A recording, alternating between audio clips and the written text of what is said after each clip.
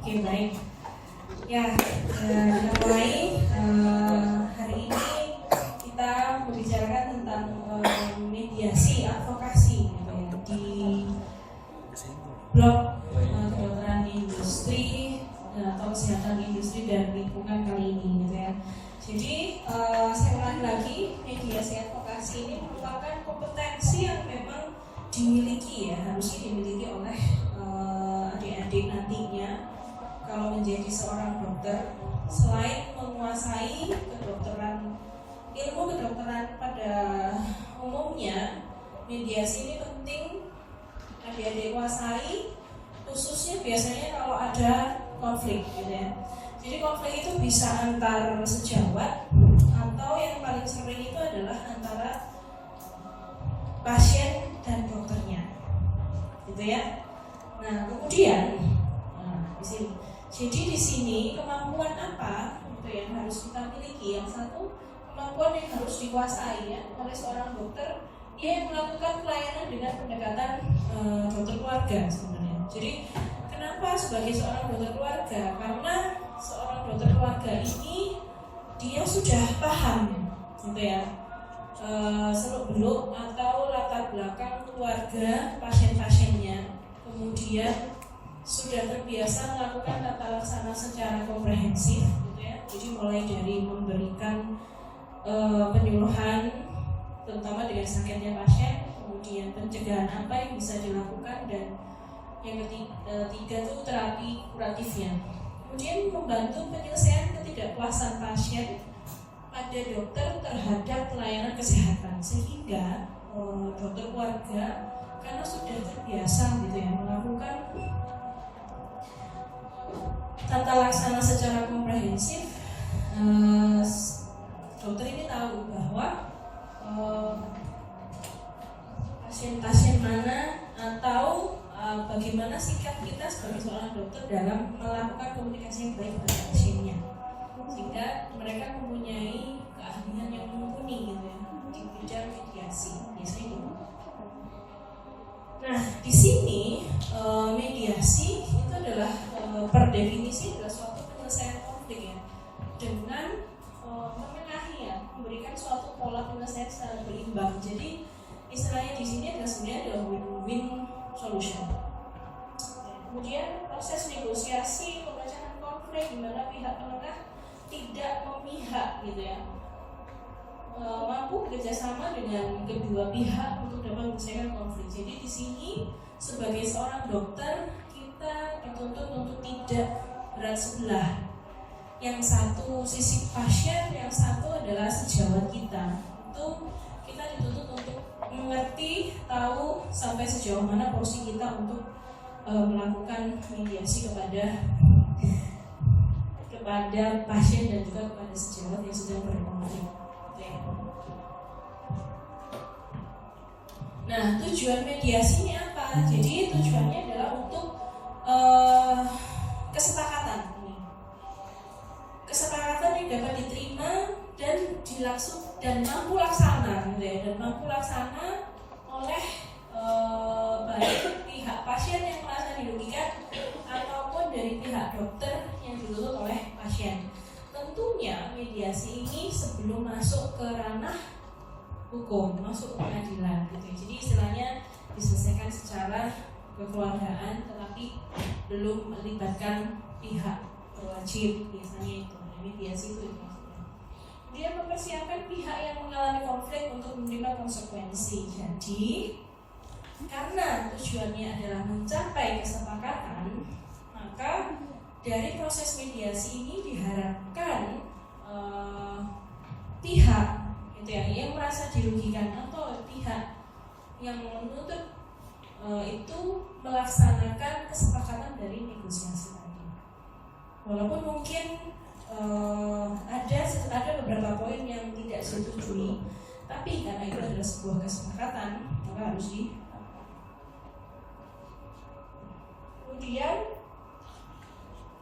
mengurangi ya kekhawatiran dan dampak negatif dari penyelesaian yang mereka putuskan. Kenapa? Karena sudah timbul suatu kesepakatan, sehingga tidak was-was lagi dan sebagainya. Nah, kalau adik-adik tahu ya kasus yang terbaru itu tahu nggak apa?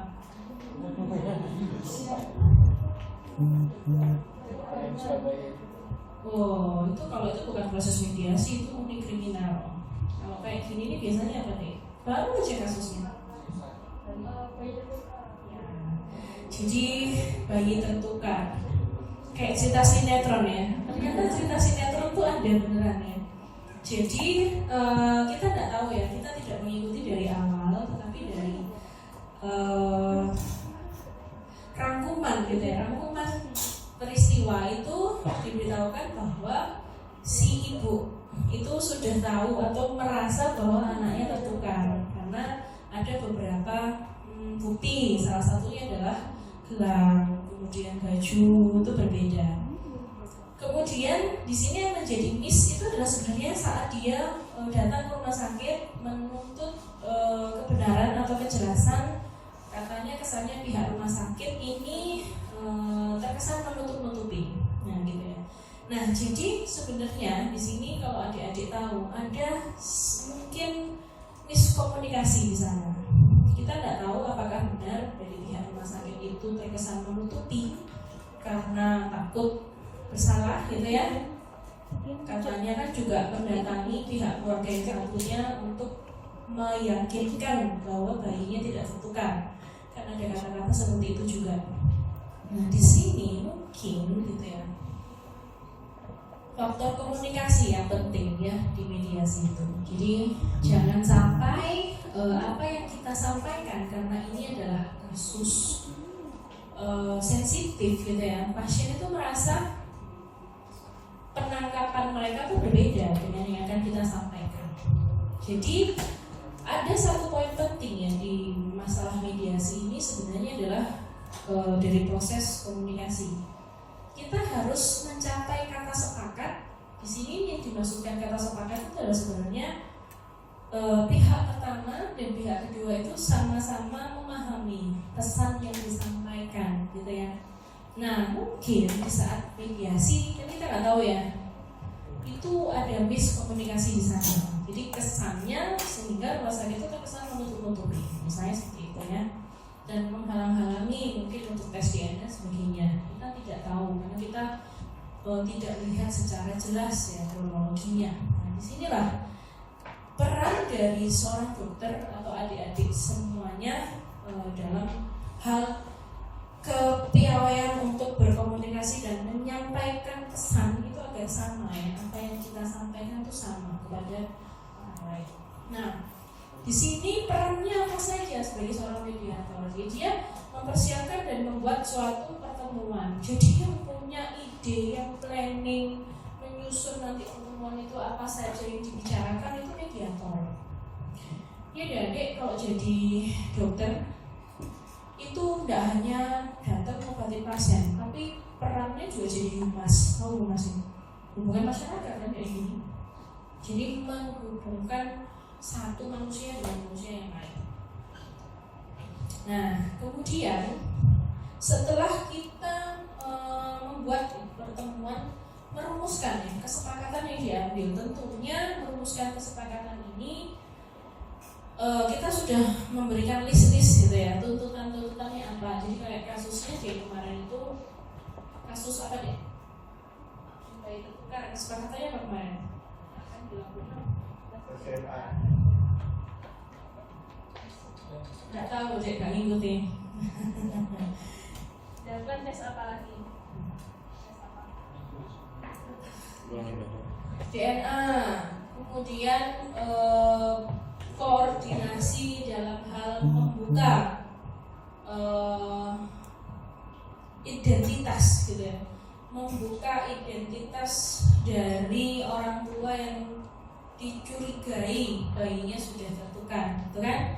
Nah, itu sebenarnya adalah kesepakatan misalnya. Tetapi kenapa proses ini berjalan lama sampai 1 tahun? Gitu ya?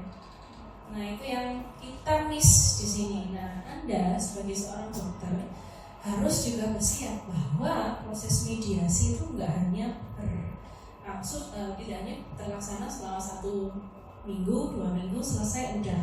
Tapi kalau kasusnya seperti ini dan sang ibu itu benar-benar yakin ya bahwa anakku itu tertukar, ya itu pasti akan berbulan-bulan mediasinya. Kenapa? Karena ya tadi dia yakin, akhirnya dia mengajukan sampai didampingi pengacara kan, baru akhirnya proses ini berjalan dan bergulir. Sebelumnya kondisi ini nggak bisa, jadi mentok di mana-mana, gitu kan ya. Nah kita kalau misalnya menjadi seorang dokter harus tahu dan harus paham dulu kronologi dan SOP ini. Jadi tidak melulu seorang pasien itu juga bersalah, tidak. Ada kemungkinan tenaga medis itu juga ada kesalahan atau kelalaian di sana. Jadi yang harus kita telusuri sebenarnya adalah kronologi. Kemudian apakah dia sudah sesuai dengan SOP. Jadi menjadi seorang mediator itu kita harus tahu duduk permasalahannya, kita harus tahu poin-poinnya untuk yang berpotensi mengalami kesalahan itu di mana kita harus tahu. Kalau memang itu adalah kesalahan dari pihak rumah sakit, tentunya ada beberapa alur yang harus kita sampaikan istilahnya kepada direktur dan bagaimana cara memberikan punishment dan reward gitu kan. Kalau memang sudah dilakukan sesuai prosedur, pastinya tenaga medisnya juga akan bisa terlindungi. Tetapi kalau memang ada kesalahan prosedur di situ, tingkatan kesalahan itulah yang mungkin bisa kita berikan reward dan punishment gitu ya. Kalau kesalahannya besar sekali sampai terjadi malpraktek, tentunya kasus atau proses hukum harus tetap berjalan. Ini menjadi soal mediator itu sulit ya. Kemudian mengendalikan emosi pihak yang mengalami konflik. Nah ini yang rawan sekali terjadi gesekan. Kira-kira kalau emosinya tidak dikendalikan bisa gimana deh?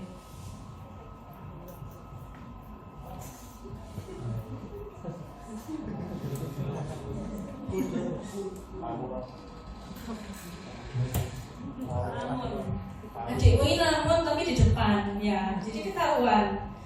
Kelihatan kok orang yang memperhatikan tapi tatapan kosong gitu tuh melamun siapa? Kangen mungkin ya. Mungkin sedang kangen dengan seseorang. Ya, jadi kira-kira apa nih langkahnya untuk biar tidak terjadi peningkatan emosi itu gimana caranya? Ya, mungkin pasien dari awal. Pasien lah. Ini pasien yang sedang berobat atau yang sedang dilakukan mediasi? Kok ada info konsennya? Penjelasan bagaimana?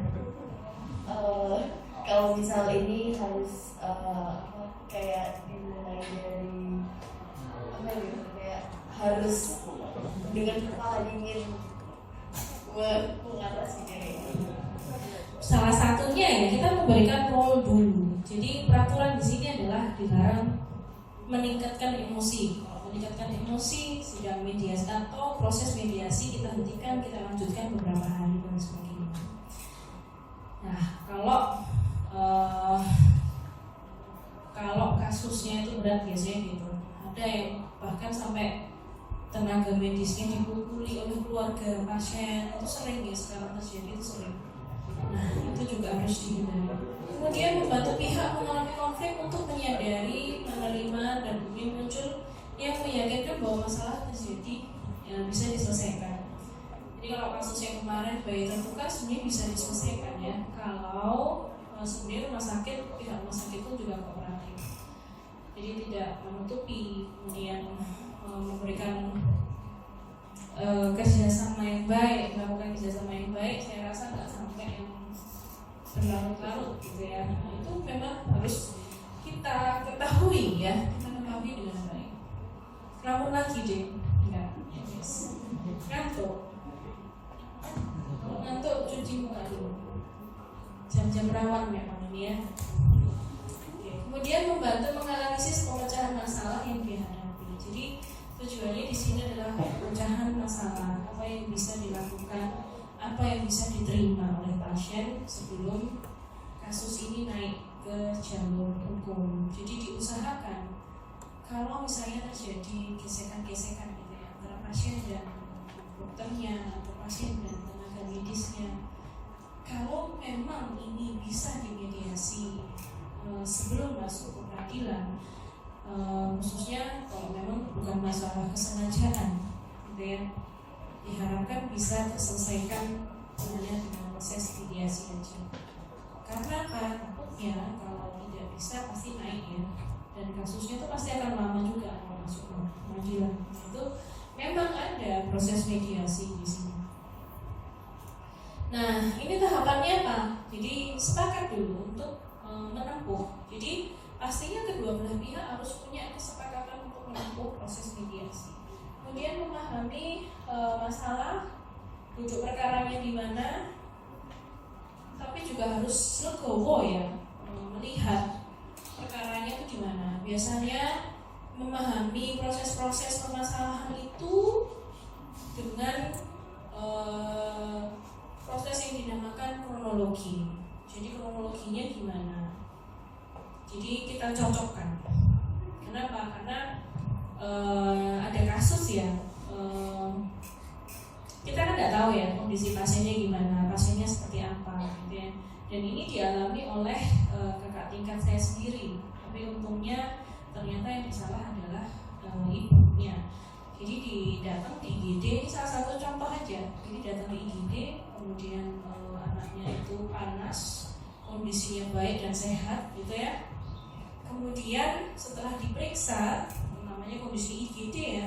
IGD itu kan pasti yang setelah pasien ini dilihat nggak apa-apa, sudah diberikan infus dan sebagainya, sudah tertangani, pasti akan menangani pasien yang lain yang lebih gawat, gitu kan. Ternyata setelah dilihat, keluarga ini teriak, bilangnya setelah dilihat lagi gitu ya, anaknya ini membiru, dilakukan RJP, tidak terselamatkan, akhirnya meninggal. Kemudian awalnya keluarganya ini tidak terima, bilangnya anak saya ini tidak apa-apa, tiba-tiba setelah saya bagus ini kok meninggal. Nah itu pada awalnya mungkin terjadi proses mediasi, sudah ada tuntutan, sudah ada nggak terima, tapi harus tetap ada kronologi. Jadi kronologi mulai pasien datang, kemudian apa yang dilakukan. Ternyata keluarga ini tidak menceritakan bahwa saat anak sakit dan menangis kencang, anak ini diberi minum. Akhirnya terjadi apa? Aspirasi, orang tuanya nggak ngerti, umpet di paru, akhirnya anaknya meninggal.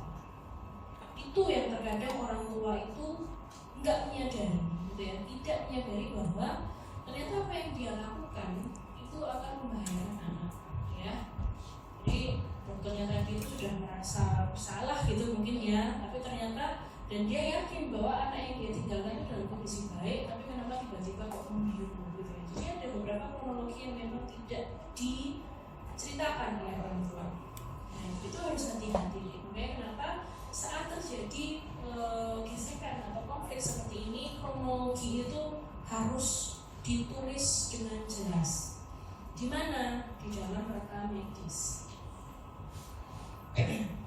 Saat kita nggak tahu, ya harus ditanyakan kepada pasiennya saat ditinggalkan itu anak tadi dikasih apa, gitu ya. Kemudian membangkitkan pilihan pemecahan masalah. Ya, jadi pilihan pemecahan itu misalnya nih kompensasi atau diwadahi untuk pemeriksaan tes DNA gratis ya, kayak kemarin itu semuanya difasilitasi oleh rumah sakit. Itu adalah solusi-solusi yang bisa dilakukan. Kemudian mencapai sepakat, baik akan dilakukan tes DNA ya, untuk melihat atau membuktikan apakah anak itu benar tertular atau tidak, sehingga terjadi kesepakatan. Jadi baik saya bantu tes DNA, tapi sudah cukup sampai di sini aja, nggak usah naik ke pengadilan dan sebagainya, karena kasusnya ini bukan kasus yang rumit sebenarnya. Saja seperti itu. Nah, itu untuk mediasi. Untuk advokasi ini biasanya dia berhubungan dengan pemangku wilayah. Jadi pemangku wilayah di sini tujuan dari advokasi ini adalah menimbulkan atau tercetusnya sebuah kebijakan. Nah, kebijakan di sini ada banyak deh. Biasanya akan berpengaruh terhadap komitmen politis, kemudian dukungan kebijakan, penerimaan sosial dan sistem yang mempunyai tujuan atau program, sehingga proses advokasi ini tujuannya adalah timbulnya sebuah program. Tentunya program ini kalau dinamakan program berarti dia menyeluruh, ya. Nah, unsurnya apa saja di sini? Jadi penetapan tujuan. Jadi tujuannya itu apa? Misalnya nih, dari studi kasus bahkan bisa. Kemudian dari seringnya kasus-kasus dijumpai di masyarakat, bisa. Kemudian dari evidence based medicine, dari beberapa jurnal ya sudah ditemukan kasus-kasus KLB ini yang terbaru ya, difteri. Kalau ada yang tahu, difteri itu dulu sudah hilang, tapi akhir-akhir ini di kota kita pun ya, di mana kota Malang itu kan kota besar gitu ya, maksudnya tidak seperti kota perifer ya, jadi kayak Tulungagung, Pacitan, kan nggak seperti itu. Siapa yang aslinya Pacitan? Ya masuk orang Ada. Ya, itu mungkin ya masih bisa ditoleransi kalau misalnya masih ada kasus. Tapi kalau misalnya kasus difteri itu muncul, misalnya aja di Jakarta dan sampai terjadi kematian, berarti ini kan menjadi temuan tersendiri gitu ya. Sehingga kalau hal ini dibiarkan saja, takutnya akan semakin merata dan sebagainya. Nah, di situ harus dicari tahu. Difteri itu termasuk pemberantasan dengan cara imunisasi anak usia prasekolah, ya kan? Mulai dari bayi lahir sampai usia 2 tahun itu setidaknya sudah lengkap DPT-nya. Kemudian polio juga. Kenapa kasus-kasus seperti ini bisa muncul kembali bahkan sampai menimbulkan kematian? Nah, itulah tugas Anda sebagai seorang advokat untuk berani maju, tampil ya, memberikan data, memberikan bukti bahwa ini difteri mulai muncul lagi. Kemungkinannya apa? Ya, mungkin ada komunitas yang anti vaksinasi, ya. Ada komunitas anti vaksinasi yang menolak. Nah, kalau komunitas itu dibesarkan, dibiarkan, ya akan merugikan anak-anak generasi penerus kita nantinya, gitu ya. Kemudian yang kedua, mungkin cakupan imunisasinya nggak banyak, kurang, ya kan? 70-80% itu tidak tercapai. Apa? Mungkin kendalanya adalah kekurangan tenaga kesehatan, kekurangan juru imunisasi, atau mungkin anak-anaknya itu banyak yang nggak datang waktu posyandu dan sebagainya. Jadi banyak sekali kemungkinan terjadi, sehingga kita membutuhkan data-data itu yang akhirnya bisa kita presentasikan loh di depan penentu kebijakan. Penentu kebijakan di sini minimal kalau di kota apa?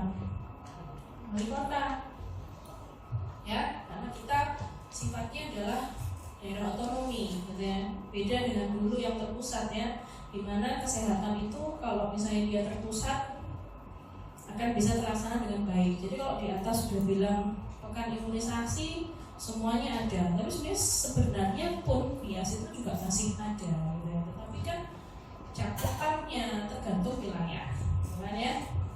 Wilayahnya itu mendukung penuh atau tidak. Nah, itu kita sebagai seorang dokter juga harus punya data. Nah, tujuannya adalah apa? Ini menyadarkan para pemangku kebijakan ini untuk bisa membuat sebuah regulasi. Regulasinya itu kalau misalnya nih banyak seperti tadi yang saya bilang, difteri mulai muncul lagi, bahkan sampai menyebabkan kematian. Apa yang harus dilakukan? Regulasi apa yang bisa dikeluarkan oleh yang punya daerah?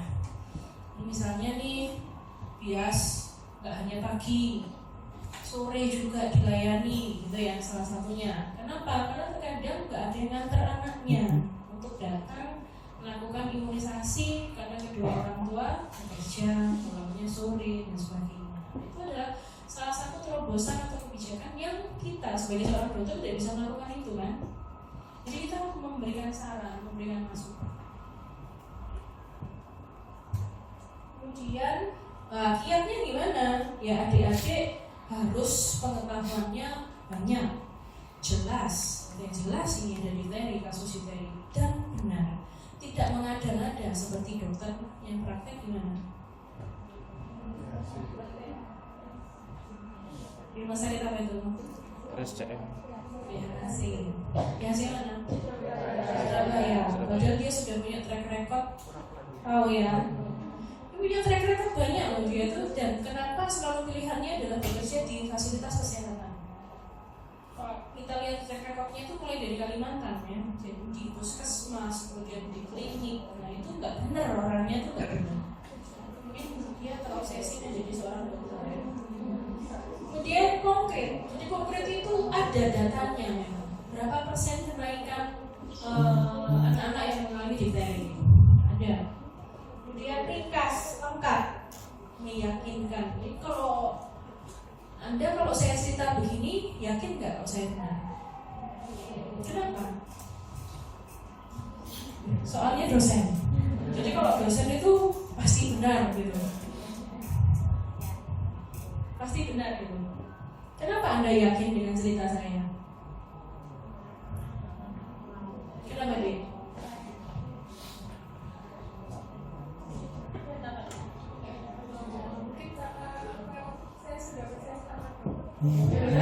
Sudah percaya, ya. Mungkin karena ilmu Anda masih sedikit, ya. Tidak seperti itu.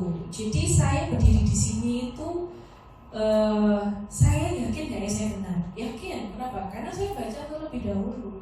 Saya tahu poin-poinnya apa. Saya memberitahukan yang ini yang mana. Poin pentingnya yang mana. Jadi cara memberitahukan jelas, kemudian ditanya itu yakin, suaranya jelas nggak yang iya. Nanti kalau pas ditanya itu ya sama wali kotanya, apa benar dok? Gitu ya. Dikonfrontasi, apa benar dok?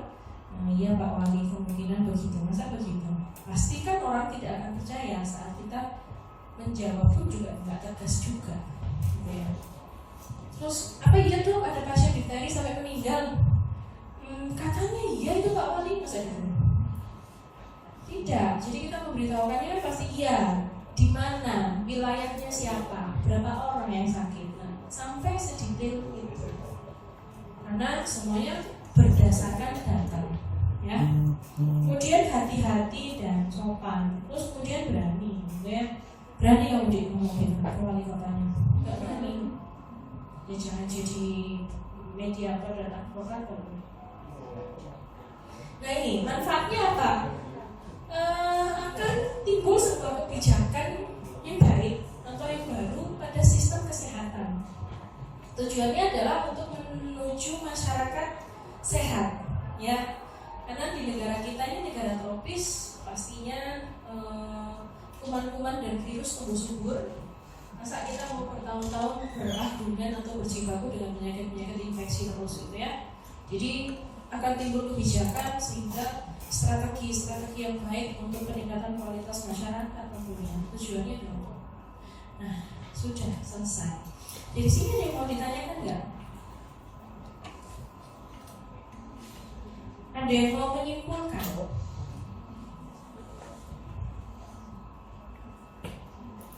Ada yang mau menyimpulkan? Nggak ada. Berarti saya percuma ini tadi di depan. Ada yang mau menyimpulkan nggak?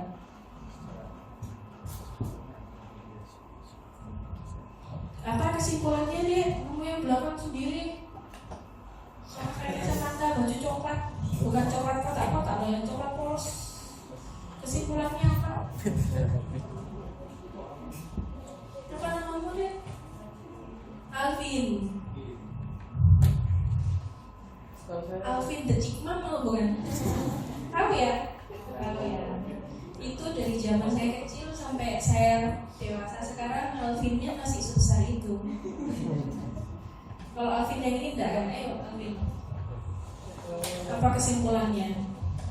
Kesimpulannya harus bisa berkomunikasi, dokter. Bisa berkomunikasi aja. Untuk melakukan mediasi. Siapa yang bisa berkomunikasi? Kita sebagai advokat. Kita sebagai advokat. Advokat. Maksudnya Pengacara ya? bukan kasus kayak di rumah sakit itu kita bisa memediasi pasiennya untuk tidak langsung ke ranah hukum gitu. Terus Jadi kemudian kita mediasi kita harus punya kemampuan mediasi itu. ya. Nah, bekalnya apa deh kalau kemampuan bermediasi itu? Mungkin cara berkomunikasinya dokter. Ya, kemudian kalau mau jadi seorang mediator yang baik yang dilakukan apa? Harus bisa kayak menganalisis misalkan kasus yang kayak tadi yang baik kita gitu. Ya, analisis kasus, kemudian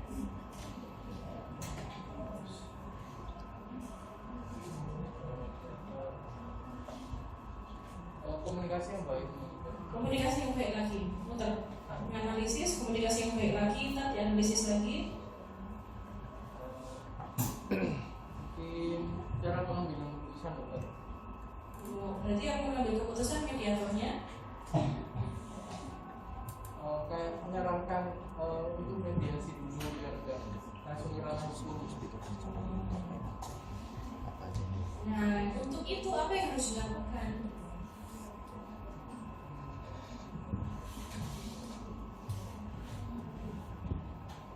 Oke, baik, lumayan.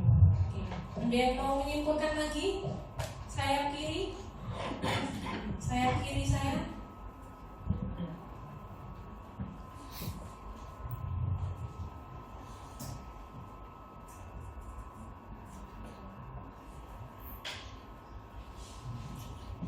Sayap kiri saya. Kapan nanti saya? Yang kanan sudah mengembang ini sayapnya. Yang kiri belum mengembang, belum bisa terbang nanti. Yang kiri mungkin menambahkan dari temannya yang tadi yang kurang.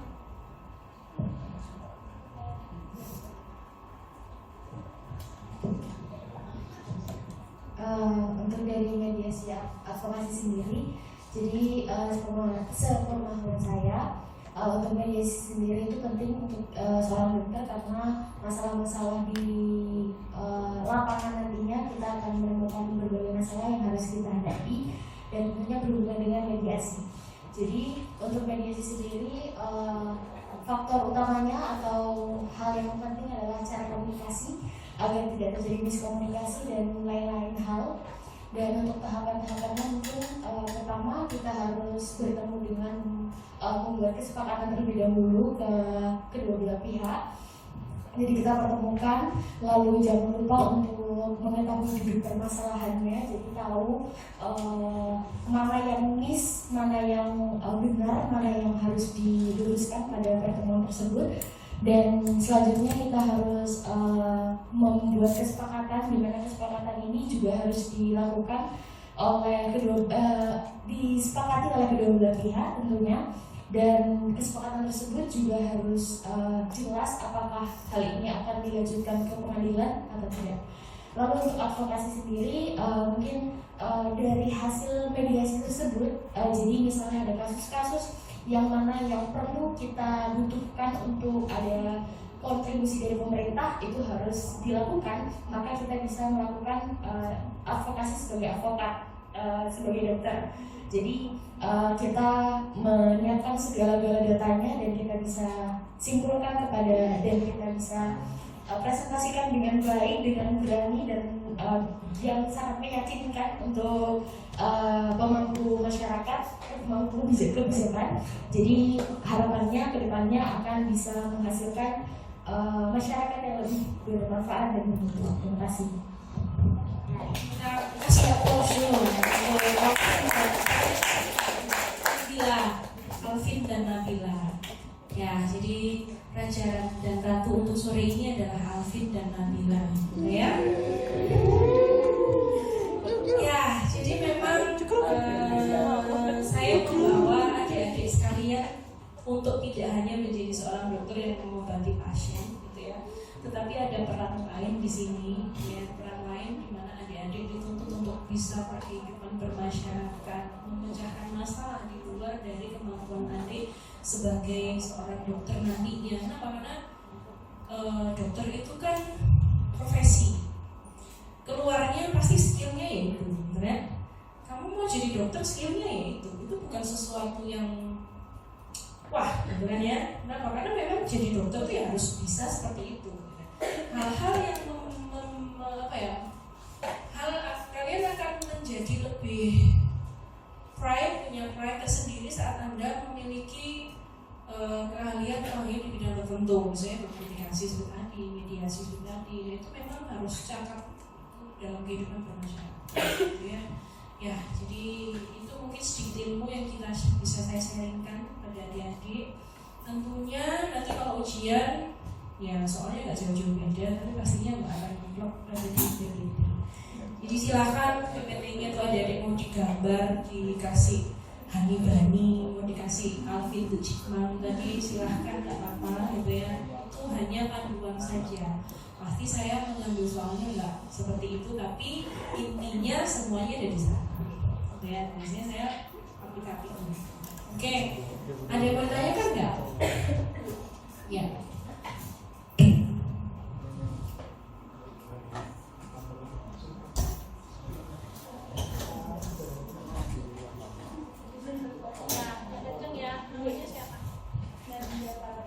Nadia, Nabila, oh Nadia. Ini bertanya dokter terkait dengan mediasi. Jika pada saat ingin melakukan mediasi, tapi salah satu pihak anggap, katanya di sini pihak pasien itu kekeh untuk dibawa ke jalur hukum, itu kita sebagai mediator apa tetap menerima? Padahal itu masih satu pihak saja. Ya, itu bukan ranah sebagai seorang mediator untuk mau menerima atau tidak, karena di sini mediator itu sifatnya netral, gitu ya. Jika di dalam sebuah mediasi itu salah satu pihak kekeh tidak mau melakukan proses mediasi dan diselesaikan sebelum masuk ke jalur hukum, berarti ya memang proses mediasi itu gagal, gitu kan? Jadi kalau proses mediasi itu gagal, mungkin ya itu tadi ada komunikasi yang belum baik, atau mungkin memang dokter yang sedang kita mediasi atau tenaga kesehatan yang sedang kita mediasi itu kekeh gitu kan, nggak mau ini juga sehingga pasiennya itu jengkel dan sebagainya, berarti ya bisa disebutkan proses mediasinya juga gagal. Jadi ya kita akan serahkan sesuai dengan apa yang dimau dari pihak yang menuntut. Misalnya itu nanti biasanya atau ada tim hukum dari rumah sakit atau dari kliniknya yang akan mengambil alih, biasanya gitu.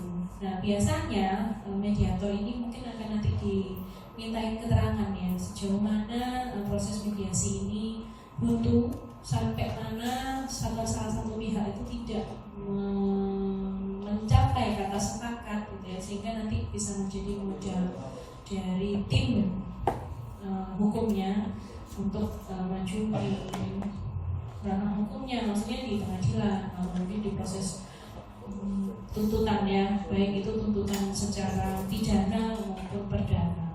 Jadi perlu kita ketahui di sini yang ada itu adalah biasanya dari aduan. Jadi kalau dari aduan kan pasti kalau tidak ada aduan sampai masuk ke penyidik gitu ya, itu tidak akan ada di proses, tidak ada proses hukumnya. Kalau sudah ada baru diproses, baru di BAP dan lain sebagainya. Agak lama. Oke, sampai sini ada yang mau ditanyakan?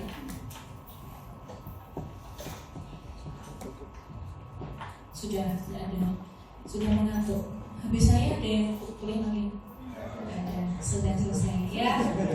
Baik, jadi alhamdulillah hari pertama sudah dihajar mulai jam 7 sampai sore ya.